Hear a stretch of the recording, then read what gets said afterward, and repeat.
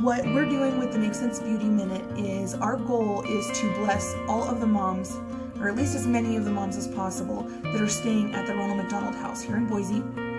And the way that we're going to do that is we're going to set up appointments on July 26th. I'll be showing up possibly with more distributors in tow. It just kind of depends on how big we can make this. So your support is super, super important for this. We want to be able to spread the word to as many moms staying there and to as many people who are willing to help us with this as possible. What we're going to do is we're going to offer makeovers to any mom staying at the Ronald McDonald House, and then if we are able to, which it's my prayer that we can, that we are able to extend the invitation to moms that are actually rooming in at St. Luke's, which means they're not able to stay at the Ronald McDonald House, so they're staying in their child's room in the hospital. And so my goal, my prayer is that we can extend the invitation to them as well and have enough of the goodie bags to go around for everyone and just have tons and tons of support outpouring for these women. And so what I want to do in addition to the makeovers is, I mentioned goodie bags. I want to have like little swag bags that we're able to give to these moms, and my goal is to stock these bags full of product samples. So as I mentioned before, I'm a distributor for Senegence International. We're a long-lasting cosmetics and skincare company, and I absolutely love these products. They're made with natural ingredients, they're good for your skin. These are amazing products, and I love sharing them with people, but more than anything, I love to love on other moms, just because I'm a mom and I know how sometimes it feels like you're kind of on an island. You're in your own little world, you're in your own bubble, and unless you can find someone who can relate and truly understand where you're coming from, it's really difficult to form those bonds and form those relationships with people, which is another reason why this is such a big deal for me. It's so close to my heart because my daughter was actually in the NICU for her first week of life, and my husband and I needed a place to stay. We were 2 hours from home. We had no idea where we were going to stay, if we were even going to get a next meal, or when we would get a next meal. We had no idea what was coming next. All we were focused on was getting to the hospital to be with her. She was discharged from the hospital where I had her and meta-flighted to Valley Children's Hospital in California.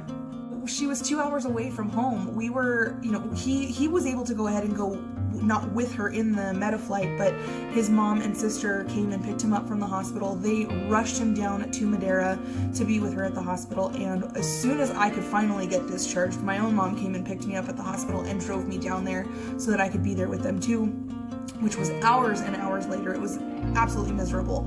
But once we got there and, he got to talk to the doctors. It seemed like every time the doctor or a nurse came into the room, I was gone, either pumping or trying to get something to eat or going to the bathroom, or you name it. They were like sending me away every 15 minutes to do something, and it seemed like those were the times that somebody would come in and update us, but it wasn't us, it was my husband. So it was really frustrating for me. But in all of the chaos and the commotion and just the back and forth and all the emotion that we were going through, all the ups and downs, we didn't know where we were going to sleep that night. We didn't know. I never even thought about eating. It was just second by second, minute by minute. And so knowing exactly what that is like and knowing exactly how straining and draining that is on your emotions and on your mental state, everything is just completely drained. At the end of the day, you have nothing left. It's one of those things, like, unless you have someone who knows exactly what you've gone through or what you're currently going through, there's no way that anybody could possibly understand how difficult of a time it is to be in that kind of a situation, have your child in the NICU and have nowhere to sleep, have no food, and no money in the bank to go run to the drive-thru and pick something up. Thank goodness they had vouchers at the hospital for us, well, for me, to go down to the hospital cafeteria and get some food, because if it hadn't have been for that, neither of us would have ate the first 2 days we were there, because we had nothing. We had just paid all of our bills and had no money in the bank. I'm pretty sure we had just enough to fuel up the pickup to come back, because what happened was my husband actually left the hospital, drove back home the 2 hours, picked up his brother's camp trailer, and then hauled it back to Madera so that we had somewhere to sleep. in the meantime, because we were working with a social worker at the Ronald McDonald House, but they were full. They had no vacancies, and so we had nowhere to sleep. We weren't allowed to sleep in the NICU next to her warmer bed. We technically weren't supposed to sleep in the parent lounge, but we kind of didn't have a choice that first night that we were there, until we got a call from my in-laws saying, hey, we called and we made a reservation. Here's the information. We already emailed it to you. Go to the hotel and get some sleep. Now's not the time to need to stress about where you're going to sleep. Thank goodness that they did that for us, because if it hadn't been for that, by the time we found out, it was late. It was, I think, like 10 or 11 o'clock at night, but we had somewhere to sleep. And it hadn't dawned on me. It didn't even occur that, well, we can't sleep next to her. Where are we going to stay tonight? Once we got the trailer, actually my husband was on his way back from picking up the trailer. I got a phone call from the social worker saying, hey, we had a room open up. We had a family that got to get discharged and go home. So, that's always great news, but that means that we've got a bed for you now. We've got a room for you that you can come and stay.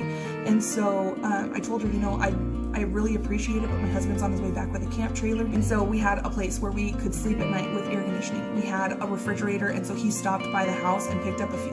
Luckily, I had thought ahead and planned some freezer meals. And so I had meals frozen and ready to go, just ready to pop in the oven. Luckily, I had done that because we had meals that he was able to stop by the house and pick up. We had some breakfast burritos already made and things like that. And so he picked them up and he brought them down in the trailer, and we had them in the freezer or in the refrigerator. He had them thawing so that we could cook them. Unfortunately, it was really difficult to try to cook in the trailer because something was up with one of the hookups. I'm not sure if it was the gas or what, but that didn't get figured out until I think like day 3. And so if it hadn't have been for the Ronald McDonald House, we wouldn't have eaten still for a couple of days, other than, pudding and sandwiches from the cafeteria, which, don't get me wrong, I was grateful that we had something, but 2 adults sharing these meal vouchers, I think it was up to a certain dollar amount that you could spend using these vouchers. And so I was trying to be as frugal as possible to get as much food as possible for us to share, and it didn't last because I was postpartum. I was starving all the time. And so Ronald McDonald House, even though we didn't actually stay there, they let us come down and use their facilities. We got to take a shower for the first time in days. We got to do a load of laundry because our bag that I packed was 2 to 3 days worth of clothes. We didn't have any intention of needing more than that because that wasn't in the plan, obviously. And so we had a bag full of dirty clothes, and we were wearing the same clothes for a couple of days, just kind of trying to alternate through, just trying to freshen up the best that we could in the bathroom, but there's only so much you can do. And so by the time we got the phone call from her, I think it was day 3 or 4, that we got to actually go down to the house and, use their facilities. We got to shower. We got to take a nap in a real bed. It was a queen size bed with real pillows. It wasn't a pull out cushion on a hospital chair that was just the worst possible thing you can sleep on. It was phenomenal. We got to use their kitchen and cook a meal with food that had been donated to their kitchen. We didn't even have to provide food. It was fantastic, and it's not even like the best thing ever. I made noodles with Alfredo sauce and some chicken nuggets that I chopped up and threw on the top of it as a topping. But it was, it's such a small thing, so seemingly insignificant on a normal day, on a normal situation. It was the biggest deal possible. I broke down crying sitting there cooking our food because I felt like, oh my gosh, like, this is huge. We can cook a meal.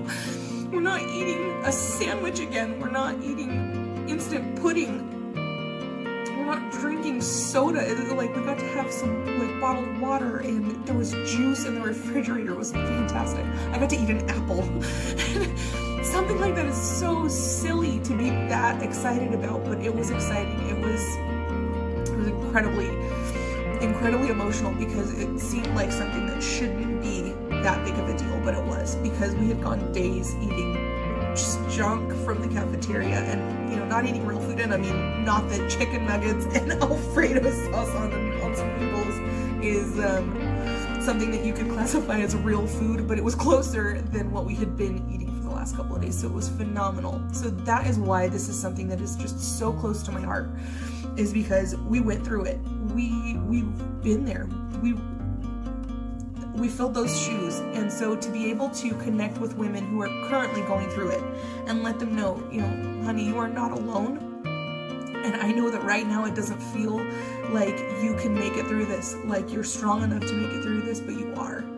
Just to be able to hug on these women and love on these women and remind them just how strong they are, that is just huge. And then getting to do the little makeover on them and just make them feel pretty, make them feel special for a few minutes, just take their minds off of things for a few minutes, that's worth every second.